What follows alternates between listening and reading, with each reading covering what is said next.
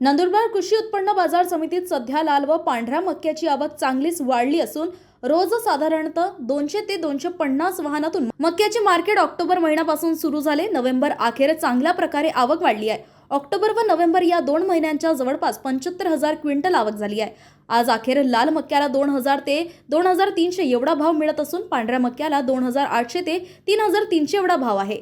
250 वाहनांमधून जवळपास 1,000 ते 1,200 क्विंटल आवक रोज होत असून फेब्रुवारी ते मार्च पर्यंत बाजार समितीत मक्याची आवक अशीच सुरू राहणार आहे। सीझन संपेपर्यंत जवळपास 2.50 लाख क्विंटलची आवक होण्याची शक्यता बाजार समिती सभापती पाटील यांनी वर्तवली आहे।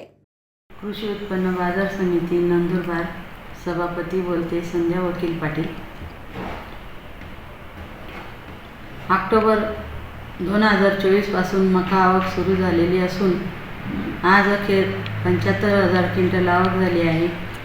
लाल मका 2,000 ते 2,400 पर्यंत, सफेद मका 2,800 ते 3,400 पर्यंत विक्री होत आहे। दररोज 250 ते 300 वाहनातून मका विक्री येत आहे।